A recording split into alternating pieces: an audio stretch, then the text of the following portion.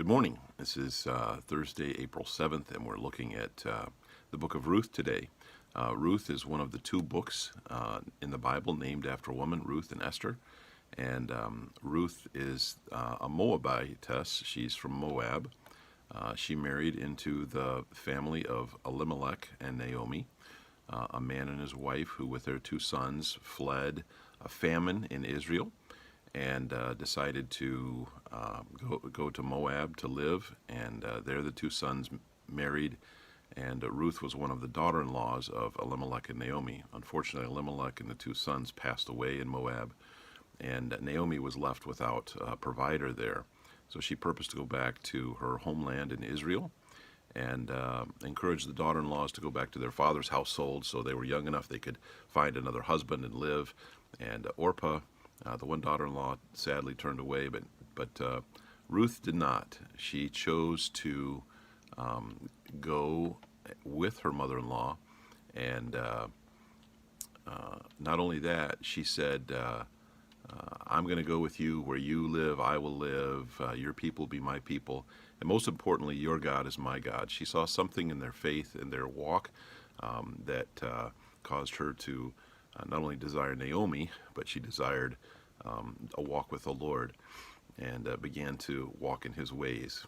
And it's important that we note that though we see Judaism as an ethnicity, as a nationality, now that the land of Israel is back since 1948, in reality, you could become a son or a daughter of the law by following his ways, by doing the things that God had prescribed under the Old Covenant. And Ruth was one of these. So they returned to the land of Israel, particularly their homeland, which was near Bethlehem. And this is significant because as we find, Ruth becomes the great-grandmother of King David. And as they go to the land of Israel, one of the ways that they supported themselves was by the mercy of God. He had said to the people of Israel, don't harvest the corner of your fields. Don't, when you harvest, just harvest the main areas. Don't worry about the outlying areas. Just sow and then leave some for the poor. Well, Ruth and Naomi were extremely poor, and so Ruth went out to harvest among these after the reapers had gotten done, and it turned out that one of those fields was in the field of a man named Boaz, who was an upright man. And he saw her working, and he was impressed by her work ethic, and he asked his workers, "Hey, who is this woman?" And they said, "Oh, she's a Moabite, came back with Naomi from the country of Moab."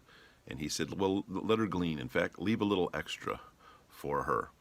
And she realized what was going on, and particularly Boaz had said, "Hey, don't glean in anybody else's fields.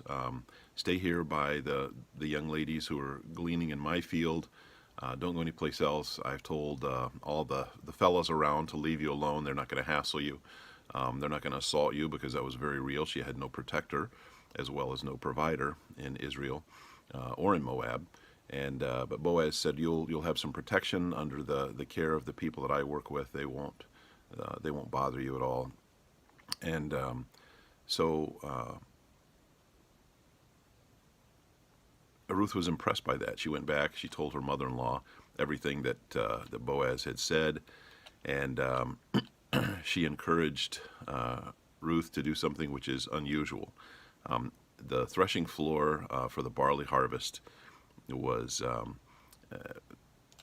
a place where at the end of the day, after you harvested things, you weren't done. You had to go and thresh the barley, thresh the wheat, and make it in a way that was presentable to store. So the threshing floor, very late, Boaz and others were happy, and they had says he had eaten and drunk, and his heart was merry. He lay down at the end of the barley pile, and they fell asleep. And around midnight, he wakes up, and there is Ruth laying down by his feet. Literally, she had uncovered his feet, and she was laying down there by his feet. And he says, "Who's there?" She says, "I'm Ruth, your handmaid." In other words, I'm presenting myself to you because I understand you are the redeemer of the land that belonged to Elimelech, which means you also take up the other responsibilities. I'm willing to marry you, basically. And so he is what's called the kinsman redeemer for Ruth, and we see in that Jesus is our kinsman redeemer. He's the one who can redeem us, who can buy us back from the power of our own sin, the power of the enemy. But Boaz said, I will take up that responsibility. And so before it was light and before they could be accused of any wrongdoing, he loaded her up with barley and sent her on her way. And then that morning, he steps into the gate of the city. Now, the gate of the city is not one gate, but it's a series of gates.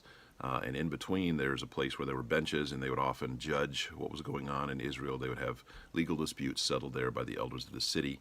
And so Boaz goes and sits in the gate, and he calls 10 elders of the city to come. And he stops the other man who was also a kinsman redeemer of Elimelech's land, who was actually a closer relative. And he said, do you want to buy this land from Elimelech and take up the responsibility? And he said, yeah, I'll buy it. And he says, but you have to marry Ruth, because you have to raise up a child, because this would be, you would also have to take responsibility for her and her mother-in-law Naomi. And he said, no, I don't want to do that. And so Boaz took the shoe off his foot, and as a symbolic payment, he gave it to him, and he said, I will be the redeemer. And so Boaz and Ruth married, had a child, Obed, who had a child, Jesse, whose youngest son was David, king of Israel. You know, we see a number of things in here that are interesting, but most importantly, God has a plan. God has a plan for those who will walk with him, even so much so that he'll bless later generations through this. The Lord bless you this morning.